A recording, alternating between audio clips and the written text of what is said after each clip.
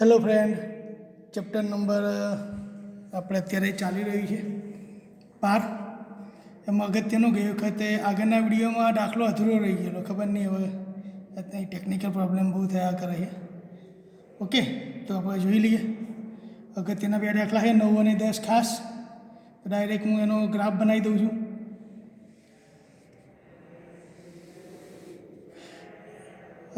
આ 0.1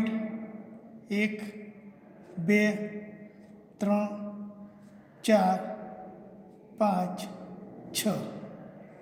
ઓકે, અહીંયા આગળ 1 2 3 4 અને 5 6. જો સૌથી પહેલાં એક્સ ગ્રેટર દેન 3 એટલે આ 3. અહીં તમને ખબર જ છે આ લાઈન આપણી ઊભી લાઈન. તો એક્સ ગ્રેટર દેન ઇક્વલ એટલે આ બાજુ મળવાનું ખબર છે. 5 5 એક્સ ઉપર પણ 5, વાય ઉપર પણ 5. એટલે આમાંથી પસાર થતી રેખા હું આ પણ તમે જાણો છો, તો ડાયરેક્ટ જ x plus y greater than equal to 5. બરાબર. બીજા નંબરનું છે તમને ખબર છે, જો આપણે એક્સ ઉપર વાયની કિંમત જોઈએ તો એક્સની કિંમત તો 6 જ મળવાની છે, અને વાયની કિંમત જોઈએ તો એક્સની કિંમત છે, અને એક્સ જોઈએ તો વાયની કિંમત 3 મળવાની છે. તો અહીં પ્રમાણે આ એક લાઈન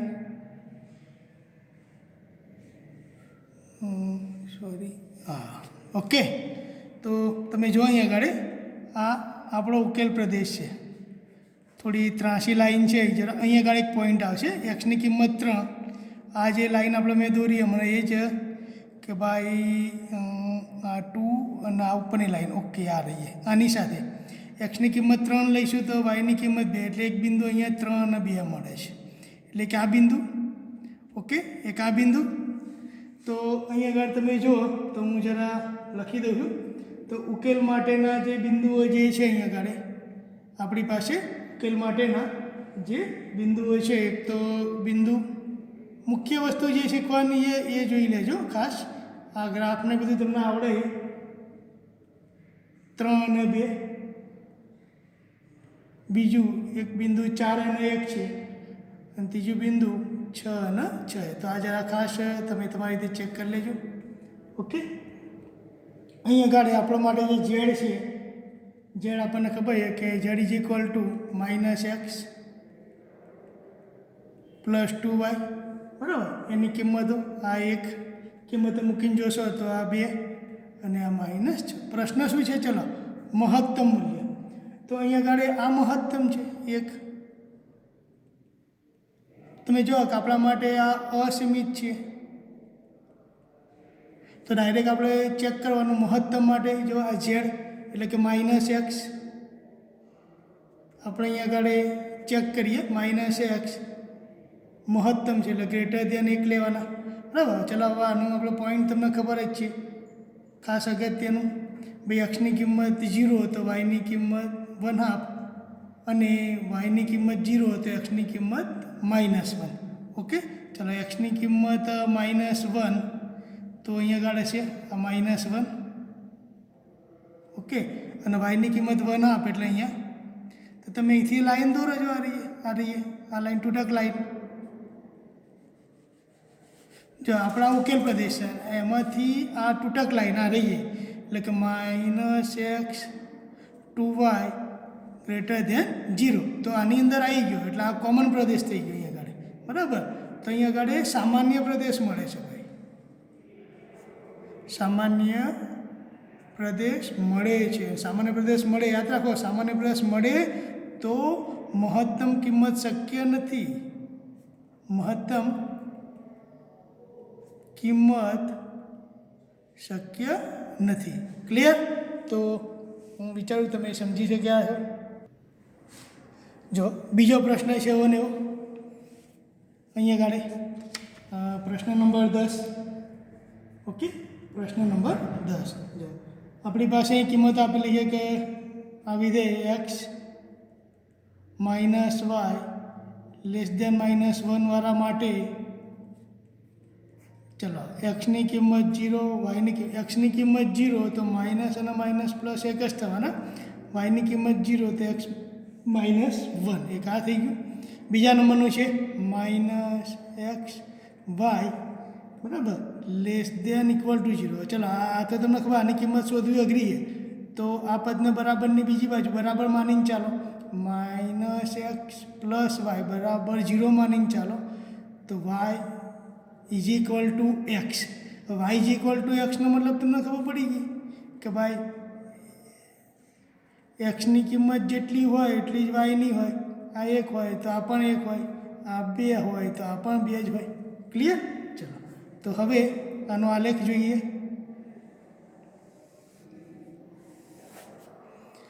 જો એક્સ ઉપર -1, 0, 2, 3 અને 4, 1, 2, 3 આ વાય, આ એક્સ અક્ષ. ચલો પહેલાં માટે એક્સ ઉપર -1, વાય ઉપર 1, તો આમાંથી પસાર થતી રેખા ક્લિયર. એના પછી અહીંયા આગળ આપણે બીજી રેખા જોઈ લઈએ. તો બીજી રેખાની વાત કરીએ તો બીજી રેખા 0, 0 આ 0, 0 બરાબર છે. 1 અને 1, 1 અને 1 અહીંયા આવશે, 2 અને 2 અહીંયા આવશે. તો જો અને આ સમાંતર રેખા છે.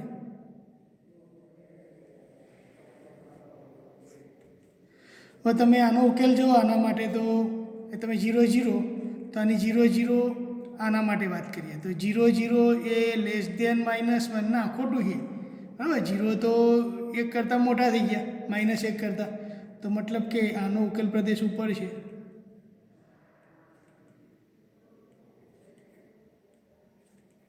ઉપરની તરફ એ પ્રમાણે આનું ચેક કરવા માટે ધારો કે કોઈ આ બિંદુ, ધારો કે અહીંયા આગળ કોઈ બિંદુ છે મારી પાસે 3 અને ધારો કે આ બિંદુ છે, હું આની અંદર મૂકું છું.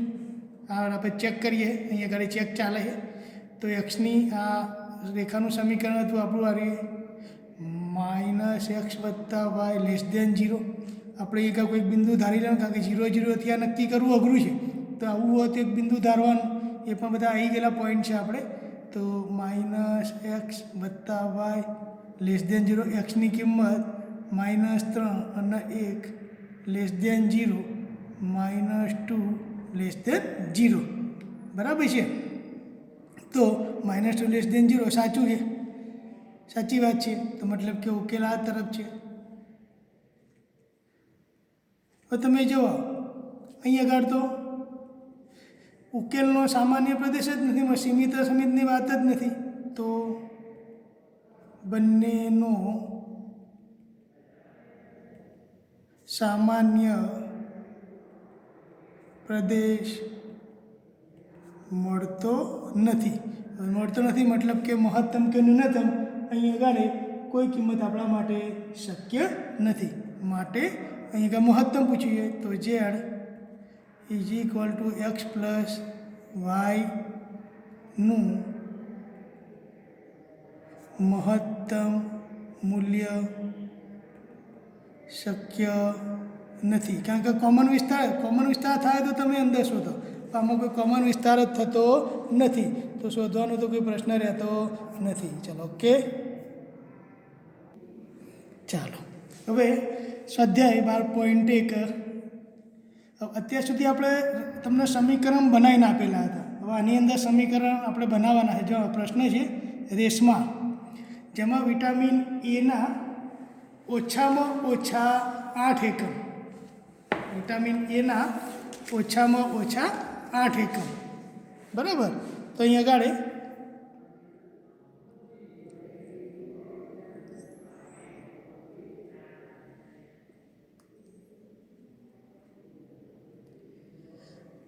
ક્લિયર કર્યું થોડું. હા, વિટામિન એના ઓછામાં ઓછા 8 એકમ, વિટામિન બીના ઓછામાં ઓછા 11 એકમ. એ રીતે પી અને ક્યુ એમ 2 પ્રકારના ખોરાકનું મિશ્ર કરવા માગે છે બરાબર. તો આપણે અહીંયા આગળ ખોરાક લઈએ છીએ, ખોરાકના પ્રકારની વાત છે. ખોરાક એક પી પ્રકારનો એક ક્યુ પ્રકારનો મિશ્રણની અંદર એકની અંદર વિટામિન એ છે, તો વિટામિન એક એ છે, બીજા અને વિટામિન બી. જો આ રીતે રકમ વાંચવાની. બે પ્રકારના ખોરાક પી અને ક્યુ, વિટામિન એ અને બી. જો એના ઓછામાં ઓછા 8 એકમ અને બીના ઓછામાં ઓછા 11 એકમ હોય, એવી રીતે પી અને ક્યુ એમ બે પ્રકારના ખોરાક મિશ્રણ. ખોરાક પીની કિંમત, તો ખોરાક પી જે છે હવે એની કિંમતની વાત છે. કિંમત ખોરાક પીની કિંમત પ્રતિ કિલોગ્રામ 60 રૂપિયા, તો 60 રૂપિયા, અને ક્યુની કિંમત 80 રૂપિયા છે. બરાબર. હવે બધું ઊંધું ઊંધું લખી આલો ભાઈ. પ્રતિ કિલોગ્રામ જો પી, ખોરાક પી પ્રતિ કિલોગ્રામ 3 એકમ વિટામિન એ, એટલે 3 એકમ વિટામિન એ પી માટે, અને 5 એકમ વિટામિન બી. એટલે એક તૈયાર થઈ ગયો. ક્યુ માટે પ્રતિ કિલોગ્રામ 4 વિટામિન એ અને 2 વિટામિન બી. તો આ મિશ્રણની ન્યૂનતમ કિંમત શોધો. હવે પ્રશ્ન શું છે? આ મિશ્રણની ન્યૂનતમ કિંમત શોધો. જો ફરીથી એક વખત, રેસમાં વિટામિન એ ના ઓછામાં ઓછા 8, એટલે વિટામિન એ જે થાય અહીં આગળ 8 એકમ, પણ અહીં શબ્દ છે ઓછામાં ઓછા. ઓછામાં ઓછા એ પણ બીના 11, એટલે ટોટલ 11. આ ટોટલ નહીં મારવાનું, અહીં જે લખ્યું હોય એ લખવાનું. ઓછા. ક્લિયર?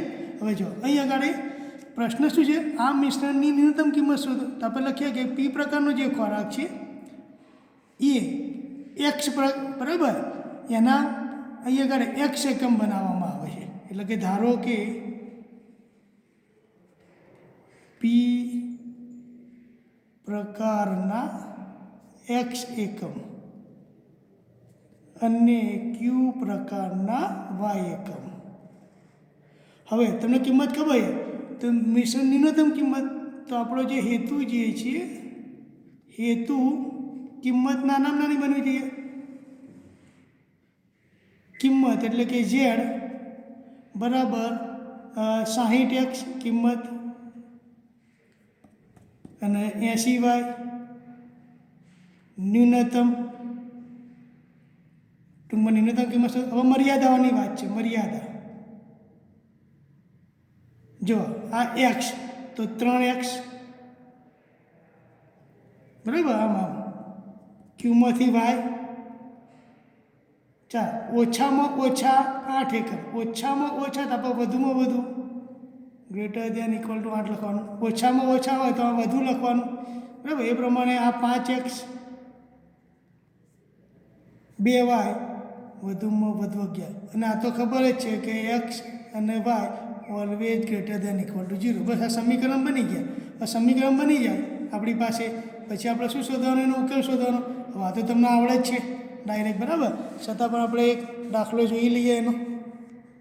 જો હવે આના માટે તમને ખબર, પહેલાં માટે એક્સ અને વાય, એટલે કે એક્સ અને વાય. ચલો એક્સ 0, તો વાયની કિંમત 2 મળશે, અને વાય 0 તો 8/3. 8/3 લગભગ 2 પોઈન્ટ સમથિંગ. ઓકે. ચલો બીજા માટે 0, બીજા એક્સની કિંમત 0 તો 11/5, અને વાયની કિંમત 0.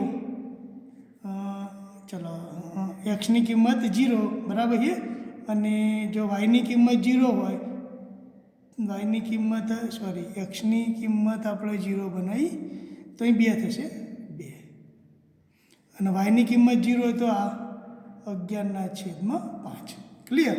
તો બહુ નાની નાની કિંમત હોય છે, તો આલેખ બનાવી દઈએ.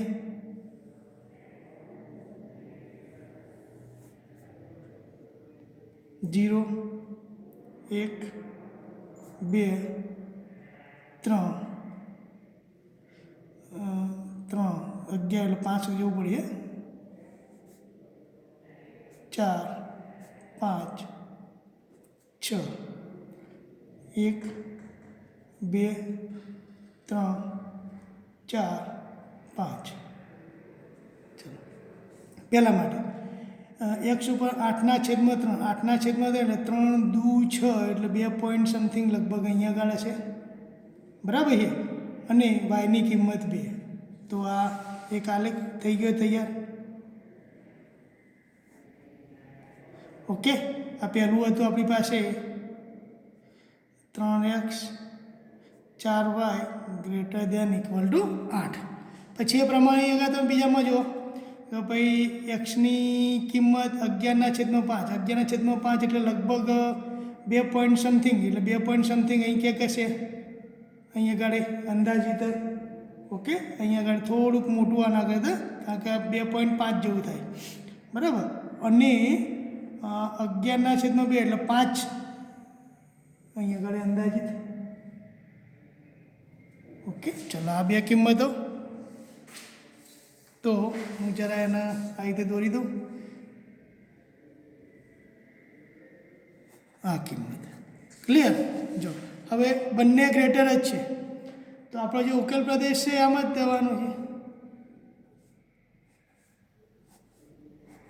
તો બે જ કિંમત મળે એક અહીંયા આગળ એ બિંદુ અને આપણા માટે આ બી બિંદુ ક્લિયર તો અહીંયા આગળ હું લખી દઉં છું કે ભાઈ બિંદુ અહીંયા આગળ ઝેડ આપણે ઝેડ એ તૈયાર કરી મૂકેલો છે કે ઝેડ બરાબર 60x 80y ક્લિયર તો આની અંદર આપણી પાસે જે ક્રિટિકલ પોઈન્ટો આપણને મળ્યા બરાબર છે અહીં ક્રિટિકલ પોઈન્ટો જે મળે છે એ આપણી પાસે એક બિંદુ એ 0 11/2 અને ખાસ બી એક બીજું પણ મળે છે પણ આપણે બી લઈ લઈએ બી 2 અને 1 આવે એક ત્રીજું પણ બિંદુ મળે છે ભાઈ આની અંદર સી અહીં છેદ બિંદુ થાય છે ને 8/3 અને 0 તો ગણતરી કરીએ તો આની કિંમત